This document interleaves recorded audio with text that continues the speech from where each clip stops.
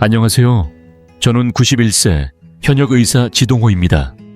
오늘 아침에도 관절 통증으로 고생하셨나요? 침대에서 일어나는 일조차 힘들었다면 저 역시 그랬기에 이해합니다. 20년 전만 해도 아침에 눈을 뜨는 것이 두려울 만큼 고통스러웠습니다. 정말 끝인가 싶을 정도였죠. 그런데 지금도 저는 매일 진료실에서 환자들을 만나고 있고 주말에는 골프를 즐기기도 합니다. 어떻게 가능하냐고요? 많은 분들이 제게 건강의 비결을 묻습니다. 특별한 약초나 비싼 영양제, 복잡한 운동법 때문이냐고요? 전혀 아닙니다. 제가 해온 건 우리가 평생 소홀히 여겼던 몸속 부위들을 제대로 돌봐준 것뿐입니다. 솔직히 말씀드리겠습니다. 70대, 80대가 되면 우리는 점점 많은 것들을 내려놓습니다. 나이 드니 어쩔 수 없지 하며 손주들과 뛰어노는 것도, 등산이나 여행 같은 취미도 포기하게 되죠. 때론 내일 아침에 일어날 수 있을지 걱정하며 잠들기도 합니다. 그 마음 저도 너무 잘 압니다. 하지만 60년 넘게 진료를 이어오며 확신하게 된 사실이 있습니다. 건강하게 오래 사는 분들은 예외 없이 특정 부위 관리를 소중히 여기고 있다는 것입니다. 이 이야기를 끝까지 들으신다면 여러분의 남은 인생이 바뀔 수도 있습니다. 이미 늦었다고요? 절대 아닙니다. 제 말을 믿어보세요. 자, 이제 제가 60년간 쌓아온 의료 현장의 경험을 바탕으로 깨달은 특별한 건강 비결을 알려드리겠습니다. 우리 몸은 유기적으로 연결된 하나의 시스템이며 그중 일부 부위는 마치 고속도로의 핵심 분기점처럼 전신 건강에 큰 영향을 줍니다. 제가 밝혀낸 4가지 핵심 부위의 관리법은 매우 단순하면서도 효과적입니다. 하루 단 몇 분만 투자해도 신체 기능이 원활해지고 면역력이 높아지며 에너지까지 회복됩니다. 그 4부위는 바로 발 겨드랑이, 허벅지 안쪽, 그리고 등과 두피입니다. 이 부위들이 왜 그렇게 중요할까요? 단순한 위생을 넘어 이곳은 굵은 혈관과 림프절, 그리고 주요 신경이 밀집된 부위이기 때문입니다. 이 4곳의 상태는 전신 건강을 좌우한다고 해도 과언이 아닙니다. 혹시 75세 이후에도 활기찬 삶을 원하시나요? 그렇다면 이 4부위에 대한 관리가 반드시 필요합니다. 우리는 흔히 피부주름, 흰 머리 관절 통증 등을 나이 들며 어쩔 수 없는 일이라 생각합니다. 하지만 제가 본 의학적 사례에 비추어 볼 때 이러한 증상들 대부분은 적절한 신체 관리만으로도 상당 부분 개선될 수 있습니다. 나이가 들었다고 포기하지 마세요. 지금 시작해도 전혀 늦지 않았습니다. 오히려 연령대가 높을수록 이 관리법의 효과는 훨씬 더 분명하게 나타납니다. 계속하기 전에 여러분에 대해 조금 더 알고 싶어요. 몇 살이신가요?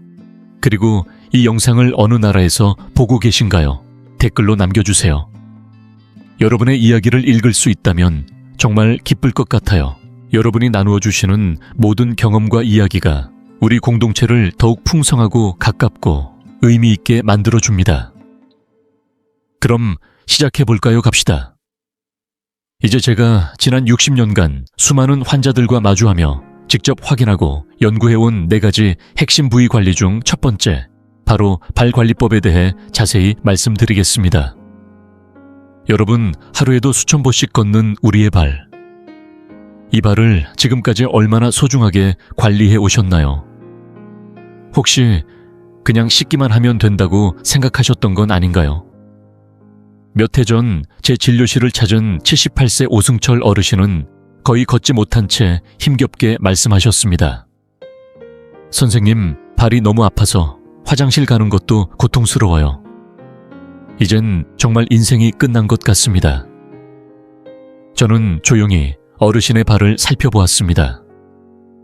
굳은 살이 깊게 박혀 있었고 피부는 바싹 말라 곳곳이 갈라져 있었습니다. 발가락 사이는 축축하고 염증까지 생긴 상태였죠. 그래서 물었습니다. 발 관리는 어떻게 하고 계세요? 그냥 씻는 정도인데요. 많은 분들이 이렇게 대답하십니다. 하지만 그것만으로는 충분하지 않습니다.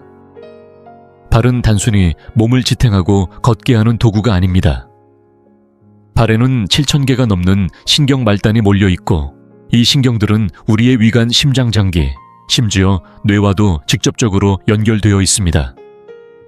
동양의학에서는 이를 경락이라 부르며 서양의학에서도 반삭으로 인정하고 있습니다. 제가 의대생들에게 항상 강조하는 말이 있습니다. 발은 제2의 심장이다. 발에 있는 근육과 혈관이 심장을 도와 온몸에 혈액을 퍼뜨리는 중요한 역할을 하기 때문입니다. 발 관리를 제대로 하면 심혈관 기능이 개선되고 혈압이 안정되며 수면의 질 또한 현저히 좋아집니다. 실제로 많은 환자들이 발 관리를 시작한 이후 숙면을 취하고 변비가 사라지며 소화 기능까지 회복되었다고 말합니다. 그렇다면 어떻게 해야 발을 제대로 관리할 수 있을까요? 제가 지난 60년간 직접 실천해온 방법이 있습니다. 아주 특별한 것도 어려운 것도 아닙니다. 하지만 그 작고 꾸준한 실천이 인생을 바꾸는 놀라운 결과를 가져올 수 있습니다. 지금부터 그 구체적인 발 관리법을 차근차근 소개해 드리겠습니다. 이제 첫 번째와 두 번째 발 관리법을 자세히 알려드리겠습니다. 복잡한 도구도 필요 없고 비용도 거의 들지 않습니다. 단지 따뜻한 물과 손의 정성, 그리고 하루 10분의 시간이면 충분합니다. 먼저 첫 번째는 따뜻한 물에 발을 30분간 담그는 것부터 시작합니다. 처음 이 방법을 들으면 정말 효과가 있을까 싶을 수 있습니다. 하지만 저는 수십 년간 이 방법을 수백 명의 환자들에게 직접 적용해왔고 그 결과는 놀라울 정도로 확실했습니다. 물을 준비하실 땐 너무 뜨거운 물은 피해주세요. 1000보다 살짝 높은 약 40도 정도의 따뜻한 물이 가장 이상적입니다. 뜨거운 물은 오히려 피부를 자극하거나 혈관에 무리를 줄 수 있으니 조심하셔야 합니다. 발을 30분간 담그면 발의 모세혈관들이 열리면서 온몸으로 가는 혈액순환이 눈에 띄게 촉진됩니다. 저는 이때 물에 굵은 소금 한 줌을 넣기를 권장합니다. 염분이 혈관을 부드럽게 확장시켜 붓기를 가라앉히는데 더욱 효과적입니다. 이렇게 발을 담그고 나면 하루 종일 발에 쌓였던 피로가 스르르 녹아내리고 무거웠던 다리가 한결 가벼워지는 걸 느낄 수 있습니다. 특히 당뇨병이나 고혈압이 있는 분들에겐 필수적인 습관이라 할 수 있습니다. 혈류가 안정되면 혈압 조절도 훨씬 수월해지니까요. 78세 임정순 할머니는 이 방법으로 무려 20년간 고생하시던 심한 불면증에서 벗어나셨습니다. 직접 하신 말씀입니다. 지 박사님, 처음엔 솔직히 반신반의했어요. 이걸 한다고 잠이 잘 올까 싶었죠. 그런데 어느 날부터인가 잠이 들기 시작하더라고요. 한밤중에 깨지도 않고 아침까지 푹 자는 게 몇십 년 만이었어요. 그날 아침 눈을 떴을 때의 개운함. 아직도 생생합니다. 이처럼 따뜻한 물 한 대야가 인생을 바꿔줄 수 있다는 사실, 직접 체험하신 분들이 누구보다 잘 알고 계십니다. 그리고 두 번째 발바닥을 부드럽게 마사지하는 습관이 필요합니다. 발바닥은 단순히 걷는 기능을 하는 부위가 아닙니다. 여기에는 우리 내장기관과 직접 연결된 반사구들이 모여 있습니다. 이 반사구를 자극해주면 각 장기의 기능을 부드럽게 깨워줄 수 있죠. 저는 매일 아침 눈을 뜨자마자 그리고 잠들기 전 5분씩 발바닥 마사지를 습관처럼 하고 있습니다. 특별한 도구는 필요 없습니다. 그저 손끝으로 원을 그리듯 부드럽게 눌러주기만 하면 됩니다. 특히 발뒤꿈치 발가락 사이 발볼 부분은 집중해서 풀어주세요. 딱딱하게 뭉친 근육을 풀어주는 동시에 소화기관과 연결된 반사구들이 자극을 받아 몸 안이 가볍고 따뜻해집니다. 제 환자 중 한 분인 70세 전정호 어르신은 이렇게 말했습니다. 지 박사님, 15년 동안 변비 때문에 고생했는데 이 마사지 덕분에 화장실 가는 게 자연스러워졌어요. 매일 5분씩 했을 뿐인데 몸이 완전히 달라졌습니다. 발은 몸의 끝이지만 건강의 시작입니다. 단 5분, 그 짧은 시간의 손길이 내장기관을 깨우고 잠들지 못하던 밤에 편안한 휴식을 가져다 줄 수 있습니다. 지금부터라도 시작해보세요. 가장 익숙하지만 가장 소홀했던 발에 대한 진심 어린 관심이 당신의 몸 전체를 다시 살아나게 할 수 있습니다. 이제 3번째와 4번째 발 관리법에 대해 말씀드리겠습니다. 많은 분들이 이 부분을 가볍게 여기시지만 실제로는 발 건강 전체를 좌우하는 아주 중요한 단계입니다. 우선 3번째 발가락 사이를 꼼꼼히 세척하고 완전히 말리는 것. 이건 단순한 위생의 차원이 아닙니다. 우리 발가락 사이는 항상 습하고 어둡기 때문에 곰팡이와 세균이 자라기 아주 좋은 환경입니다. 그래서 조금만 방심하면 무좀이 생기고 그게 곧 전신 건강에도 영향을 줄 수 있습니다. 목욕 후 그냥 물기를 대충 닦고 끝내는 경우가 많은데 이런 습관이 쌓이면 피부가 약한 고령자에게는 상상보다 더 큰 문제가 될 수 있습니다. 꼭 부드러운 수건이나 면봉을 사용해서 발가락 사이 구석구석을 정성스럽게 닦아주세요. 그리고 중요한 건 완전히 말리는 것입니다. 겉은 마른 것 같아도 사이사이에 습기가 남아있으면 곰팡이균이 금방 다시 번식할 수 있습니다. 특히 당뇨병이 있으신 분들은 더욱 조심하셔야 합니다. 제가 예전에 진료했던 82세 김세진 어르신의 사례가 대표적입니다. 처음엔 단순한 무좀으로 시작했지만 제대로 건조하지 못해 염증이 심해졌고 결국 발가락 절단까지 고려해야 하는 상황까지 갔었습니다. 다행히 조기에 치료하고 집중적으로 관리하면서 회복되긴 했지만 처음부터 발가락 사이만 잘 관리했더라면 겪지 않아도 됐을 고통이었습니다. 그리고 마지막 4번째 보습과 신발 착용입니다. 나이가 들수록 피부는 자연스럽게 얇아지고 건조해지기 때문에 발 피부도 쉽게 갈라지고 민감해지기 쉽습니다. 그래서 목욕 후엔 꼭 바디로션이나 전용 풋크림으로 발 전체를 부드럽게 마사지하듯 발라주세요. 피부의 수분을 채워주는 것이 곧 피부 보호막을 지켜주는 일입니다. 또 하나, 맨발로 딱딱한 바닥을 걷는 습관은 버리셔야 합니다. 집 안에서도 반드시 미끄럼 방지 슬리퍼를 신으세요. 이 작은 습관 하나로도 넘어짐을 예방할 수 있고 발과 무릎에 가해지는 충격을 줄일 수 있습니다. 제 경험상 70대 이후부터는 신발만 잘 신어도 발과 무릎 통증이 30% 이상 줄어드는 경우가 많습니다. 박상호 어르신은 이 4가지 발 관리법을 3달 동안 꾸준히 실천하셨습니다. 그 결과를 본인이 이렇게 말씀하셨습니다. 지 선생님, 정말 기적 같아요. 이젠 아침에 일어나도 발이 안 아파요. 지난 주말에는 손주랑 같이 공원을 한 바퀴 도는데도 하나도 힘들지 않았습니다. 1년 전만 해도 상상도 못한 일이에요. 여러분, 발 관리는 단순히 청결을 유지하는 것이 아닙니다. 몸 전체의 균형과 순환, 심지어 정신적인 활력까지도 연결된 시작점입니다. 지금부터라도 절대 늦지 않았습니다. 내일 아침 눈을 뜨면 제일 먼저 발부터 돌봐주세요. 당신의 하루가 완전히 달라질 수 있습니다. 이번에는 많은 분들이 놓치고 있는 겨드랑이 관리에 대해 말씀드리겠습니다. 사실 이 부위는 우리가 무심코 지나치기 쉽지만 면역력과 해독 기능의 핵심이라는 사실 알고 계셨나요? 잠시 눈을 감고 숨을 깊게 들이마시고 내쉬어 보세요. 그리고 자신의 겨드랑이를 떠올려 보세요. 혹시 그냥 땀이 나는 부위 냄새 나는 곳 정도로만 생각하고 계시지 않나요? 제가 60년간 진료실에서 수많은 어르신을 만나오며 내린 결론은 단 하나입니다. 겨드랑이는 우리 몸에서 가장 과소평가된 해독기관입니다. 그리고 이 작은 부위가 우리의 건강을 결정짓는 열쇠일 수도 있습니다. 오늘은 이 사실을 몸소 증명해 주신 75세 김정혜 할머니의 이야기를 먼저 들려드리려 합니다.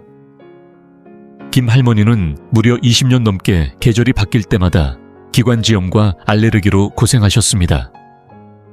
봄만 오면 기침 가을만 되면 목이 쉬고 코가 막히는 일상이 반복되었죠.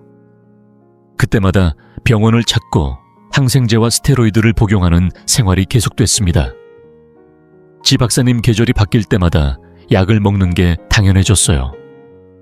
이러다 정말 평생 약 없이는 못 사는 몸이 되는 거 아닌가 걱정됩니다. 그녀의 이런 호소에 저는 가장 먼저 겨드랑이를 살펴봤습니다. 피부는 거칠고 붉게 자극받아 있었고 땀샘은 막혀 있었으며 림프절은 만져질 정도로 약간 부어 단단해져 있었습니다. 이걸 보고 저는 확신했습니다. 면역력 문제는 단순한 약 처방만으로 해결되지 않는다는 것, 생활 습관과 신체 관리에서부터 접근해야 한다는 것. 여러분, 겨드랑이에는 무려 20개 이상의 중요한 림프절이 집중돼 있습니다. 이 림프절은 단순히 존재만 하는 것이 아닙니다. 우리 몸속 혈액에 독소를 걸러내고 백혈구를 생성해 감염과 싸우는 면역 시스템의 중심축입니다. 그런데도 안타깝게도 많은 분들이 겨드랑이 관리를 오직 냄새 제거에만 초점을 맞추고 계십니다. 향이 강한 더드란트를 매일 뿌리고 땀이 나는 걸 막기 위해 땀샘을 차단하는 제품들을 사용하죠. 문제는 바로 여기에 있습니다. 겨드랑이의 땀샘은 단순한 땀 배출구가 아닙니다. 몸속 노폐물과 독소를 밖으로 배출하는 중요한 경로입니다. 그런데 이 출구를 인공적으로 막아버리면 어떻게 될까요? 독소는 배출되지 못한 채 몸 안에 쌓이고 결국 피로감 염증 면역 저하로 이어집니다. 그렇다면 아무것도 하지 않으면 괜찮을까요? 그렇지도 않습니다. 겨드랑이는 어둡고 습한 부위입니다. 청결과 순환을 도외시하면 세균과 곰팡이가 자라기 쉬운 조건이 됩니다. 그러면 불쾌한 냄새는 더 심해지고 피부 트러블이나 만성염증으로까지 이어질 수 있습니다. 결국 중요한 건 억지로 막거나 방치하는 것이 아니라 자연스러운 흐름을 도와주는 관리법입니다. 다음 편에서는 제가 60년 동안 연구하고 직접 실천한 겨드랑이 림프를 건강하게 관리하는 4가지 핵심 방법을 자세히 소개해드리겠습니다. 당신의 면역력은 지금 겨드랑이에서 시작됩니다. 지금부터라도 관심을 가져보세요. 몸이 보내는 신호는 항상 작고 조용하게 시작됩니다. 그렇다면 도대체 겨드랑이를 어떻게 관리해야 할까요?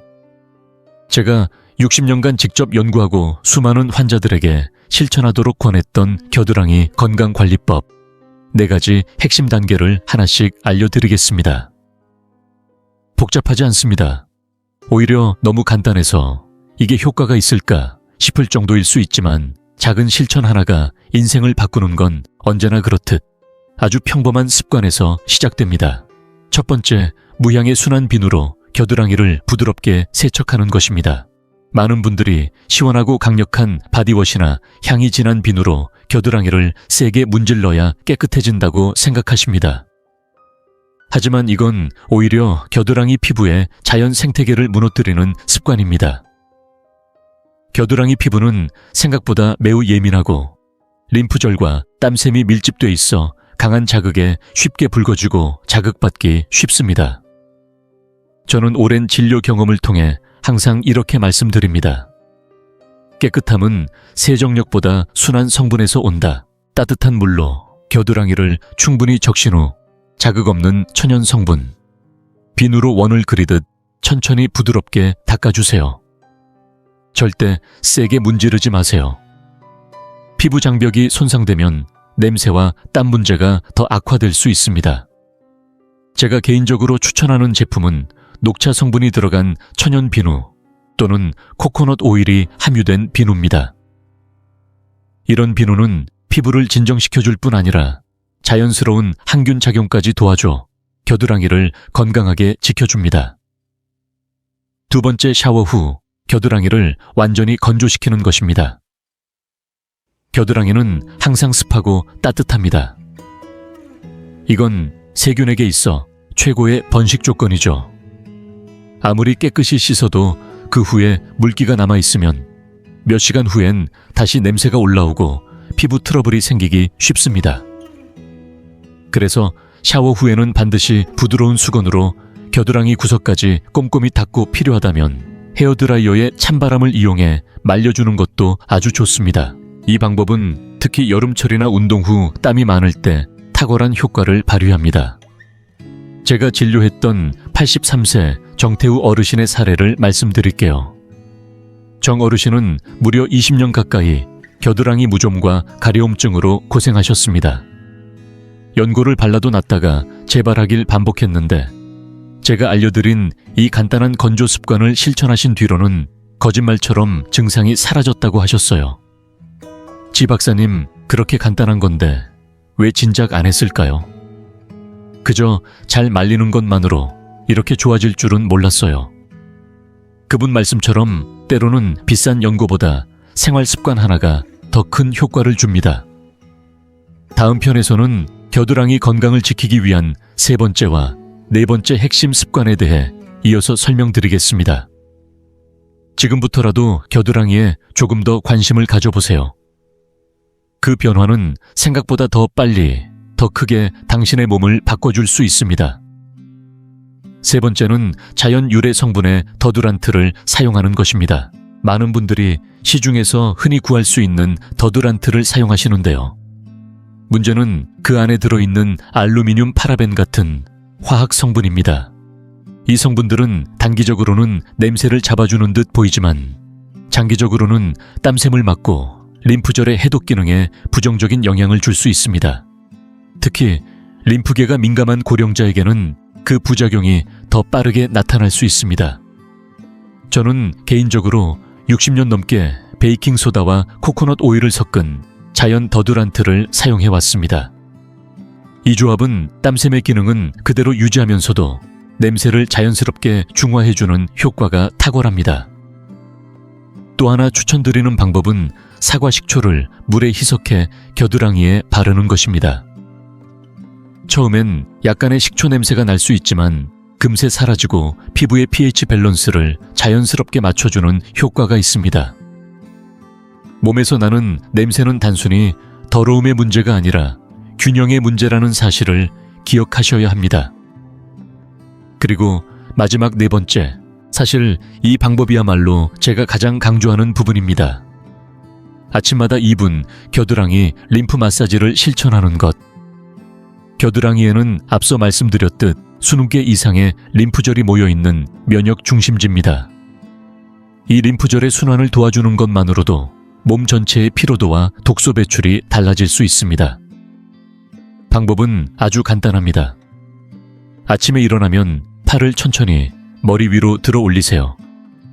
그 다음 반대쪽 손으로 겨드랑이 주변을 목에서부터 가슴 방향으로 원을 그리듯 부드럽게 마사지해 주세요. 각 겨드랑이에 1분씩 총 2분이면 충분합니다. 딱 2분. 이 작은 습관이 하루 전체의 컨디션을 바꿔놓을 수 있습니다. 75세 박현숙 할머니는 이 4가지 방법을 꾸준히 실천하신 후 2개월 만에 놀라운 변화를 경험하셨습니다. 지 박사님, 믿기지 않아요. 20년 만에 처음으로 가을이 왔는데 기관지염이 안 왔어요. 매년 항생제 없이는 겨울을 못 났는데 올해는 약 한 알도 안 먹었어요. 숨 쉬는 게 이렇게 가벼울 수 있다는 걸 몰랐어요. 여러분, 겨드랑이는 단순히 땀이나 냄새의 문제가 아닙니다. 이 작은 부위는 우리 몸 전체의 면역 해독 순환을 좌우하는 핵심 부위입니다. 지금부터라도 관심을 가져보세요. 더두란트를 바꾸고 마사지를 시작하고 습관을 바꾸는 것. 그 변화는 결코 작지 않습니다. 건강은 정성에서 시작됩니다. 다음으로는 많은 분들이 소홀히 여기기 쉬운 부위, 바로 허벅지 안쪽 관리법에 대해 이야기해드리겠습니다. 겉으로 보기엔 별것 아닌 것 같지만 사실 이 부위는 우리 몸의 혈액순환과 간 건강에 결정적인 역할을 하는 아주 중요한 구역입니다. 저는 60년 넘게 수많은 환자들을 진료하면서 한 가지 중요한 사실을 반복해서 확인해왔습니다. 바로 허벅지 안쪽의 건강 상태가 간 기능과 전신 혈류순환에 직결된다는 것. 지금 여러분도 직접 확인해보세요. 양손을 허벅지 안쪽 사타구니 부근에 가볍게 대어보세요. 맥박이 느껴지시나요? 바로 그곳이 우리가 흔히 말하는 서해부 슈시부입니다. 이곳은 단순한 살갗의 문제가 아닙니다. 대퇴동맥과 정맥, 그리고 서해 림프절이라는 아주 중요한 순환계 구조물들이 몰려있는 부위입니다. 혈류의 흐름이 이곳에서 막히면 온몸의 혈액이 원활하게 퍼지지 않고 노폐물도 쌓이게 되며 그 결과로 만성피로 다리 부종 심한 경우 간 기능 저하까지 나타날 수 있습니다. 오늘은 이 부위에 중요성을 직접 체험한 71세 나순이 할머니의 사례를 소개해 드릴게요. 나 할머니는 매일 밤마다 다리가 저리고 붓는 증상으로 수년간 고생하셨습니다. 지 박사님, 밤마다 다리가 너무 저려서 잠을 못 자요. 병원을 몇 군데나 다녀봤지만 원인을 못 찾겠대요. 이런 말씀을 하실 정도로 불편함이 심했습니다. 저는 나 할머니의 허벅지 안쪽 상태를 자세히 살펴봤습니다. 피부는 건조하고 곳곳이 갈라져 있었고 서해부 림프절은 손으로 만졌을 때 미세한 부기와 단단한 뭉침이 느껴졌습니다. 혈액검사 결과 역시간 수치가 정상보다 약간 높게 나왔습니다. 이건 단순한 다리 문제만이 아니었습니다. 몸속의 노폐물이 제대로 배출되지 못하고 있다는 신호였던 것이죠. 동양의학에서는 이 부위를 강형간징, 이 지나는 길목으로 봅니다. 간 기능과 해독력 피로, 해소에 밀접한 관계가 있는 부위라는 뜻입니다. 그리고 최근에는 서양의학에서도 이 허벅지 안쪽 림프 순환과 간 건강의 연관성을 인정하기 시작했습니다. 그렇다면 이 부위를 제대로 관리하지 않으면 어떻게 될까요? 피가 잘 돌지 않고 독소가 배출되지 않으며 그 결과로 다리는 무겁고 붓고 몸 전체가 피곤해지고 심하면 간 수치가 서서히 오르는 악순환으로 이어질 수 있습니다. 하지만 반대로 생각해보면 이 부위를 꾸준히 관리해주는 것만으로도 간과 혈액순환의 흐름을 바꿀 수 있다는 이야기입니다. 지금 이 순간부터라도 허벅지 안쪽에 조금만 관심을 가져보세요. 작은 터치 하나, 따뜻한 습관 하나가 당신의 하루를 훨씬 가볍고 건강하게 만들어줄 수 있습니다. 허벅지 안쪽, 이 작은 부위 하나가 혈액순환뿐 아니라 심지어 간 기능까지 영향을 미칠 수 있다는 사실, 믿기 어려우시죠? 하지만 저는 지난 수십 년간 수많은 환자들을 진료하면서 이 부위를 정성껏 관리한 분들의 몸이 달라지는 모습을 직접 두 눈으로 확인해 왔습니다. 그래서 오늘은 제가 오랜 시간 연구하고 실천해온 허벅지 안쪽 관리법 4가지를 단계별로 자세히 알려드리겠습니다. 복잡하거나 어려운 방법이 아닙니다.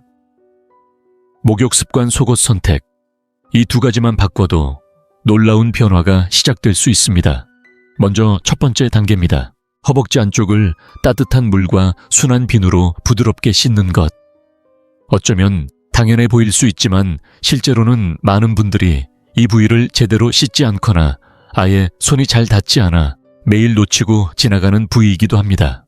특히 나이가 들면 몸이 뻣뻣해지고 유연성이 떨어지면서 허벅지 안쪽 깊은 부위까지 손이 잘 닿지 않는 경우가 많습니다. 그래서 저는 항상 이렇게 말씀드립니다. 깨끗이 씻는 것도 실력입니다. 정성은 손이 닿지 않는 곳에서 드러납니다. 먼저 처음보다 살짝 따뜻한 물로 허벅지 안쪽을 충분히 적셔주세요. 그 다음 천연 성분의 순한 비누를 이용해 피부를 자극하지 않도록 부드럽게 닦아주세요.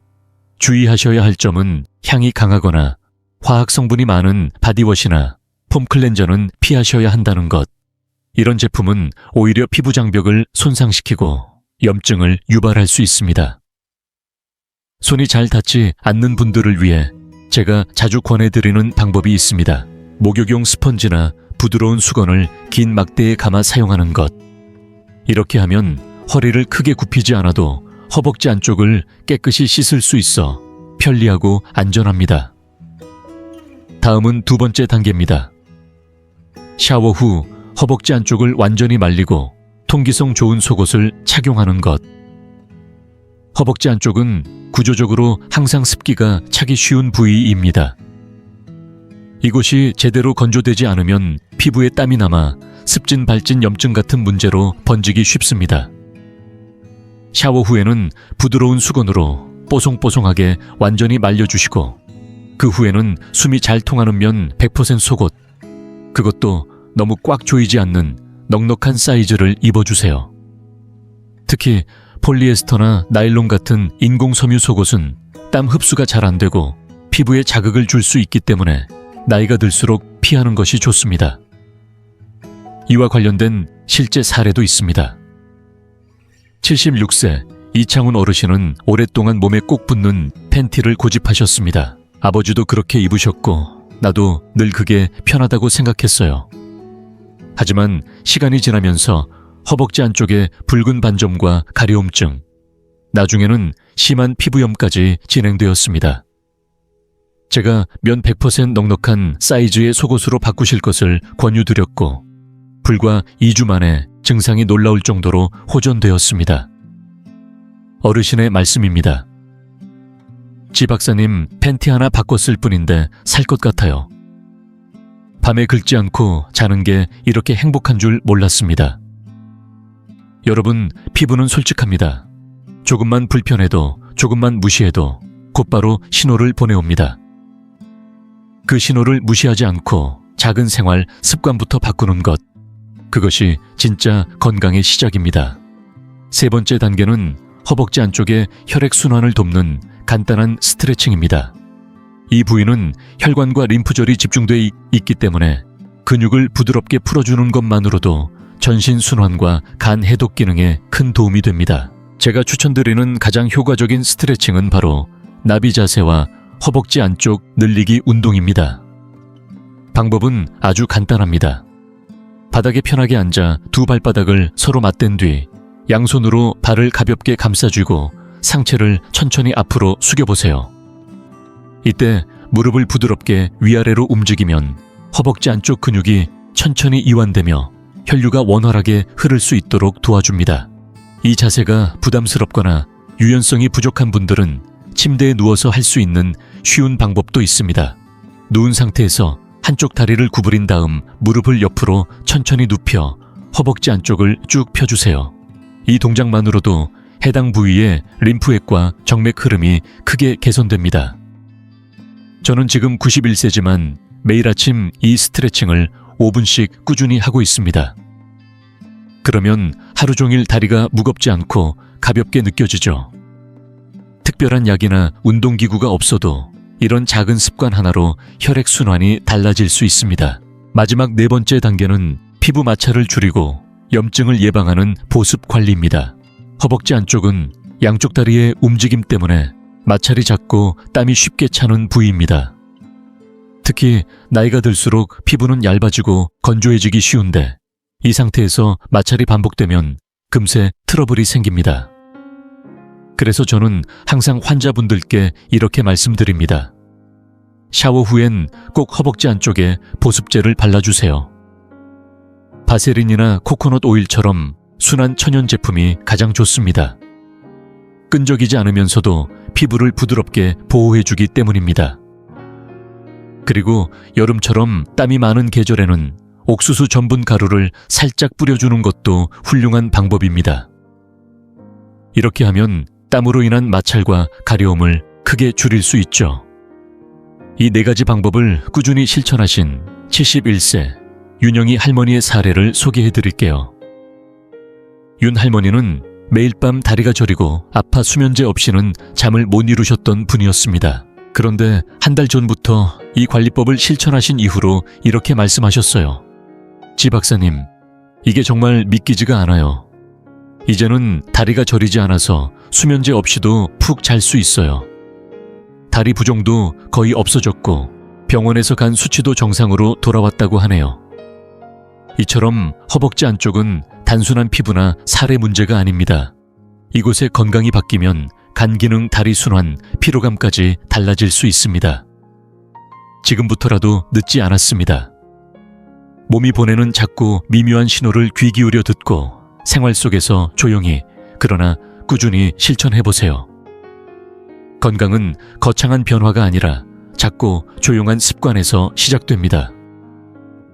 이제 마지막으로 많은 분들이 무심코 지나치기 쉬운 부위, 바로 등과 두피 관리법에 대해 말씀드리겠습니다.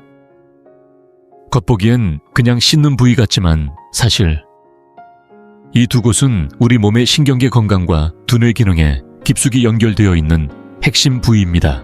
특히 나이가 들수록 이 부위의 관리 여부가 기억력, 집중력, 활력 수준에 큰 영향을 미친다는 사실 알고 계셨나요? 제가 만난 수많은 어르신 중 75세 김정임 할머니는 최근 들어 급격하게 기억력이 저하되면서 스스로도 큰 불안에 휩싸여 있었습니다. 지 박사님, 요즘 들어 손주 이름이 갑자기 생각이 안 날 때가 있어요. 내가 치매 시작된 거 아닐까요? 너무 무서워요. 김 할머니는 그 누구보다 깔끔하고 성실한 생활 습관을 가지고 계신 분이었습니다. 하지만 저는 할머니의 말을 듣고 가장 먼저 등과 두피의 상태를 확인했습니다. 예상대로였습니다. 등 근육은 딱딱하게 굳어 있었고 두피는 건조하고 혈색이 거의 없는 상태였죠. 이런 상태에선 뇌로 가는 혈류 자체가 약해질 수밖에 없습니다. 우리는 종종 기억력 저하나 만성 피로를 그냥 나이 탓이라고 넘기곤 합니다. 하지만 많은 경우 그 원인은 목과 등 그리고 두피로 가는 순환 장애에 있습니다. 의학적으로도 밝혀진 사실입니다. 목과 상부 등 근육이 뭉치면 뇌로 가는 혈관이 눌리고 신경 전달이 약해집니다. 이는 곧 뇌의 에너지 공급이 줄고 인지 기능이 저하되는 결과로 이어지죠. 두피도 마찬가지입니다. 두피는 단순히 머리카락이 자라는 곳이 아니라 뇌 바로 아래에 위치한 혈액순환의 마지막 관문입니다. 여기 혈액이 잘 돌지 않으면 뇌로 전달되는 산소와 영양분이 줄고 결국 생각하는 힘 자체가 약해지는 겁니다. 그럼 어떻게 해야 할까요? 지금부터 제가 수십 년 동안 직접 연구하고 수많은 환자들에게 효과를 봐온 등과 두피를 건강하게 유지하는 관리법을 차근차근 소개해드리겠습니다. 이건 단순히 청결의 문제가 아닙니다. 뇌를 깨우고 활력을 되찾는 시작점입니다. 등과 두피를 관리하는 방법 어렵지 않습니다. 하지만 그 효과는 생각보다 훨씬 큽니다. 첫 번째, 등을 미지근한 물과 부드러운 브러쉬로 꼼꼼히 씻어주는 것부터 시작하세요. 대부분의 사람들은 샤워할 때 등은 대충 흘려 보내는 경우가 많습니다. 특히 나이가 들수록 팔이 뒤로 잘 안 돌아가면서 등 전체를 제대로 씻지 못하는 일이 잦아지죠. 저는 그래서 환자분들께 항상 이렇게 말씀드립니다. 등은 당신의 뇌를 위한 세척 부위입니다. 피부를 씻는 게 아니라 피를 돌게 하는 시간이라고 생각하셔야 합니다. 방법은 간단합니다. 먼저 미지근한 물로 등을 충분히 적셔주세요. 그리고 긴 손잡이가 달린 부드러운 목욕 브러쉬나 부드러운 천을 이용해 척추를 중심으로 바깥 방향으로 원을 그리듯 마사지하듯 씻어줍니다. 이 동작은 단순한 세정이 아닙니다. 등 전체의 혈액순환을 자극하고 굳어있던 근육을 풀어주는 효과가 있습니다. 무거웠던 어깨가 풀리고 답답했던 머리가 맑아지는 느낌을 경험하실 수 있을 겁니다. 79세 오기남 어르신은 이렇게 말씀하셨습니다. 지 박사님, 이상하게도 등만 잘 닦아도 샤워 후에 머릿속이 개운해지고 집중이 잘 되는 것 같아요. 바로 뇌로 가는 혈류가 바뀌기 시작했다는 신호입니다. 두 번째는 두피 마사지를 통해 뇌혈류 순환을 직접적으로 개선하는 것입니다. 많은 분들이 샴푸는 열심히 하시면서도 두피에 손을 얹고 마사지를 한다는 개념은 놓치고 계십니다. 하지만 두피는 단순한 피부가 아닙니다. 뇌와 가장 가까운 혈관 밀집 부위이며 그곳의 순환이 좋아지면 뇌에 전달되는 산소와 영양도 풍부해집니다. 저는 매일 아침과 저녁 손가락 끝을 사용해 두피 전체를 5분 정도 부드럽게 마사지합니다. 그냥 비비는 게 아닙니다. 손끝으로 원을 그리듯 두피 위를 천천히 움직이면서 뒤통수 관자놀이, 정수리 부위를 집중적으로 자극해 주세요. 이때 너무 세게 누르시면 오히려 혈관이 수축되니 주의하셔야 합니다. 샴푸할 때도 마사지하듯 부드럽게 문질러주면 더 큰 효과를 볼 수 있습니다. 실제로 이 마사지를 실천한 75세 정미자 할머니는 이렇게 말씀하셨습니다. 박사님, 이상하게 요즘 머리가 가볍고 맑은 느낌이에요. 2주밖에 안 됐는데도 손주들 이름이 더 또렷하게 기억나는 것 같아요. 이건 단순한 기분의 변화가 아닙니다. 두피 혈류가 개선되면서 뇌 기능이 살아나기 시작한 것입니다. 우리의 뇌는 항상 많은 에너지를 필요로 하지만 가장 소홀히 대하기 쉬운 기관이기도 합니다. 그리고 그 뇌를 살리는 시작은 바로 두피와 등을 어떻게 관리하느냐에 달려 있습니다. 세 번째로는 아침에 하는 간단한 척추 스트레칭을 소개해드리겠습니다. 많은 분들이 허리와 어깨가 뻐근한 걸 당연하게 여기며 하루를 시작하시지만 사실 이 작은 불편이 쌓여 신경 전달과 혈액 순환에 큰 영향을 주고 결국 두뇌 기능까지 떨어지게 만드는 원인이 됩니다. 왜냐하면 척추는 우리 몸의 신경계가 지나가는 고속도로이기 때문입니다. 척추가 굳어지면 신경의 소통도 둔해지고 뇌로 가는 혈류 역시 원활하지 않아 기억력 저하, 집중력 약화 만성 피로로 이어지죠. 그래서 저는 91세인 지금도 매일 아침 단 5분을 투자해 척추 스트레칭을 실천하고 있습니다. 아주 간단합니다. 침대에 앉은 상태에서 먼저 고개를 좌우로 천천히 돌려주시고 그 다음에는 앞뒤로 고개를 움직이며 경추를 부드럽게 풀어주세요. 이후에는 어깨를 천천히 원을 그리며 돌리고 상체를 좌우로 천천히 기울이면서 몸의 긴장을 풀어주는 것이 포인트입니다. 혹시 이 동작이 어렵다고 느껴지신다면 침대에 누워서 할 수 있는 더 쉬운 방법도 있습니다. 무릎을 살짝 구부린 상태에서 엉덩이를 천천히 들어 올렸다 내리는 동작을 5, 10회 반복해보세요. 이것만으로도 허리의 유연성이 향상되고 척추 주변 근육이 자극되어 하루가 훨씬 가벼워집니다. 실제로 이 스트레칭을 실천한 83세 유동근 어르신은 이렇게 말씀하셨습니다. 지 박사님, 이걸 매일 아침 한 달쯤 했는데 15년 넘게 괴롭던 허리 통증이 믿기지 않게 좋아졌습니다. 허리가 가벼워지니까 몸 전체가 덜 피곤하더라고요. 그리고 마지막 네 번째 저녁 시간에 5분 마사지를 소개합니다. 많은 분들이 밤마다 뒤척이며 잠을 설치시지만 그 원인 중 하나는 하루 동안 긴장된 근육이 제대로 풀리지 않아서입니다.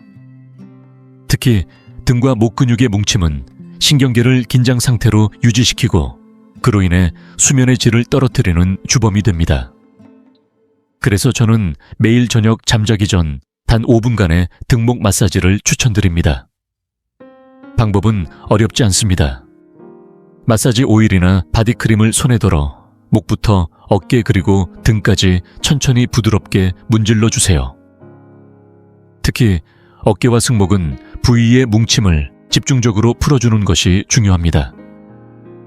혹시 혼자 하기 어려우시다면 테니스공 2개를 양말에 넣어 바닥에 두고 그 위에 등을 대고 천천히 몸을 굴리듯 움직여보세요.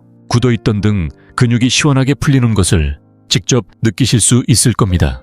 이 모든 걸 꾸준히 실천하신 75세 박경자 할머니는 이 루틴을 2달간 지속하신 뒤 이렇게 말씀하셨습니다. 지 박사님, 기적 같아요.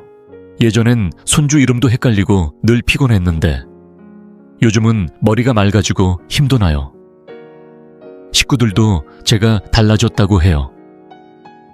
여러분, 등과 두피는 단순히 씻는 부위가 아닙니다. 뇌와 연결된 신경의 통로이자 건강과 활력의 중심입니다. 지금부터라도 작고 소소한 관리부터 시작해보세요.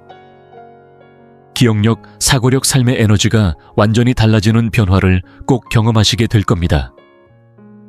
이 영상의 이 시점까지 함께 해주셨고 이 내용이 유익하다고 느끼셨다면 댓글에 숫자 우위를 남겨주세요.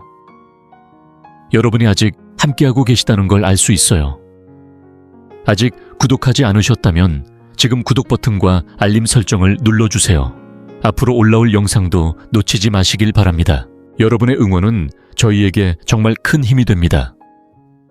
여러분 덕분에 진심 어린 긍정적인 그리고 도움이 되는 콘텐츠를 계속 만들 수 있어요. 그럼 우리 앞으로도 함께 이 길을 걸어가요. 이제 마지막으로 지금까지 말씀드린 이 모든 관리법을 어떻게 일상 속에서 쉽게 실천할 수 있는지 알려드리겠습니다.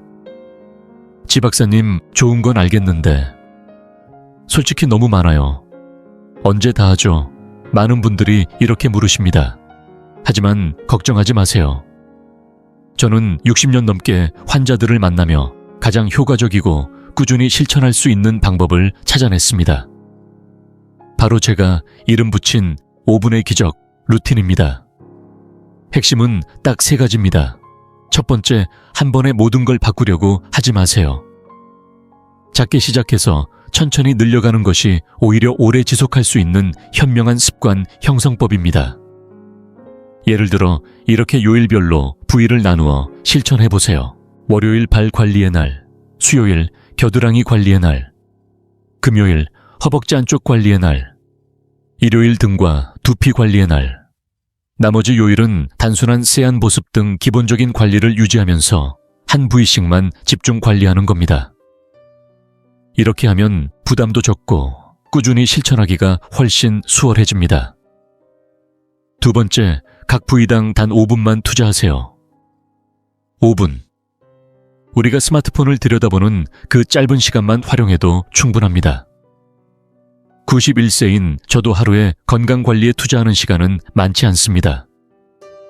아침엔 눈 뜨자마자 발바닥을 마사지하고 점심 후엔 허벅지 안쪽을 스트레칭하고 저녁 샤워 시간엔 등과 두피를 브러쉬로 부드럽게 관리합니다. 이 모든 걸 합쳐도 하루 15분이 채 걸리지 않습니다. 하지만 그 결과는 놀라울 만큼 큽니다. 몸이 가벼워지고 머리가 맑아지고 활력이 돌아옵니다. 세 번째는 새로운 습관을 기존의 루틴과 연결시키는 것입니다. 완전히 새로운 시간을 만들기보다 이미 매일 하고 있는 행동들과 자연스럽게 연결시키는 것이 가장 효과적입니다. 예를 들어 아침에 커피 드시면서 발 마사지를 해보세요. TV 뉴스를 보면서 허벅지 스트레칭을 해보세요. 샤워할 때는 등과 두피를 부드럽게 브러싱하세요. 잠들기 전에는 겨드랑이 림프를 1분씩 마사지 해보세요. 이렇게 하면 시간이 없어서 못해요 라는 핑계도 사라지고 습관도 훨씬 자연스럽게 몸에 배게 됩니다. 건강은 거창한 변화로 오는 게 아닙니다. 작은 변화가 쌓여 큰 변화를 만들어냅니다. 지금부터 딱 하루 5분만 자신을 위해 써보세요. 내 몸을 어루만지는 이 짧은 시간들이 당신의 기억력, 활력, 장기 건강을 모두 바꾸게 될 것입니다. 마지막으로 여러분께 꼭 드리고 싶은 말이 있습니다. 조금씩 바꾸는 힘을 믿어보세요. 많은 분들이 말합니다. 이제 너무 늦었어요. 80이 넘어서 뭘 바꾸겠어요. 하지만 저는 단호하게 말씀드립니다. 절대 그렇지 않습니다. 저는 지난 60년 동안 수많은 어르신들과 함께 해왔고 그중 가장 놀라운 변화를 보여준 분들은 오히려 80대, 심지어 90대에 이 관리법을 시작하신 분들이었습니다. 한 분을 소개해드릴게요. 올해 86세이신 최정희 할머니. 6개월 전 처음 제게 오셨을 땐 혈압약을 하루 3번 드시고도 어지럼증에 시달리셨고 10년 넘게 불면증으로 고통받고 계셨습니다. 제가 알려드린 4가지 부위 관리법을 하루 15분씩 실천하셨고 6개월 후엔 이렇게 말씀하셨어요. 박사님, 지금은 혈압약도 절반으로 줄였고 밤마다 뒤척이던 내가 요즘은 눈만 감으면 스르르 잠이 들어요. 80대 중반에도 이렇게 건강해질 수 있다니 이제는 매일 아침이 기다려져요. 그리고 또 한 분, 93세 이창호 어르신. 오랜 무릎 통증과 허리 통증으로 항상 지팡이에 의지해서 걷던 분이었습니다. 하지만 지금은요, 지팡이 없이 손주 손을 잡고 공원을 산책하신다며 이렇게 웃으며 말씀하셨습니다. 지 박사 늦게 배운 도둑질이 무섭다더니 늦게 배운 건강 습관이 이렇게 대단할 줄은 몰랐어요. 손주랑 손잡고 걷는 이 시간이 내 평생 가장 행복한 순간입니다. 여러분, 건강은 나이가 만든 한계가 아니라 내가 어디서부터 다시 시작하느냐에 따라 완전히 달라집니다. 오늘 당장 바꾸세요. 딱 5분 발을 어루만지고 겨드랑이를 풀고 허벅지를 늘리고 등을 쓰다듬는 일. 그 작고 조용한 습관 하나가 여러분의 남은 인생을 그리고 사랑하는 사람들과 함께할 내일을 완전히 바꿔놓을 수 있습니다. 이제 마지막으로 저 지동호가 여러분께 꼭 드리고 싶은 조언이 있습니다. 건강의 비밀은 거창하지 않습니다. 91세 현역 의사인 제가 수십 년 동안 환자들과 함께하며 정말 확신하게 된 단 한 가지, 그건 바로 작은 것들을 꾸준히 실천하는 힘이 인생을 바꾼다는 사실입니다. 건강하고 오래 사는 건 특별한 약이나 값비싼 보조제가 아니라 그동안 우리가 소홀히 여겨왔던 작은 부위들에 조금만 관심을 주는 것에서 시작됩니다. 오늘부터 꼭 기억해 주세요. 발은 당신의 순환과 잠을 바꿉니다. 겨드랑이는 면역의 중심입니다. 허벅지 안쪽은 간 건강과 피로 회복의 열쇠입니다. 등과 두피는 뇌와 신경계의 출발점입니다. 이 4가지 부위만 제대로 관리해도 여러분의 몸은 분명 달라지기 시작할 겁니다. 그리고 그 변화는 단순히 건강만이 아닙니다. 당신의 일상 기억력, 활력, 웃음까지 바꾸게 될 것입니다. 저는 지금도 매일 환자를 진료하고 매주 산에 오릅니다. 그리고 손주들과 웃으며 뛰놀 수 있는 체력을 아직도 유지하고 있습니다. 그 이유요, 매일 15분 이 소중한 부위들을 꾸준히 보살피기 때문입니다. 여러분도 할 수 있습니다. 오늘부터, 지금 이 순간부터 시작해보세요. 이 영상이 도움이 되셨다면 좋아요와 구독 버튼을 꼭 눌러주시고 소중한 가족과 친구에게도 함께 공유해주세요. 우리 모두가 함께 건강해질 수 있도록. 그리고 다음 영상에서는 나이가 들어도 기억력을 지키는 방법에 대해 더 깊이 있는 이야기를 나눠드릴 예정입니다. 끝까지 함께 해주셔서 감사합니다. 건강한 하루 보내시고 다음 영상에서 다시 뵙겠습니다. 당신의 건강을 늘 응원하는 지동호 박사였습니다.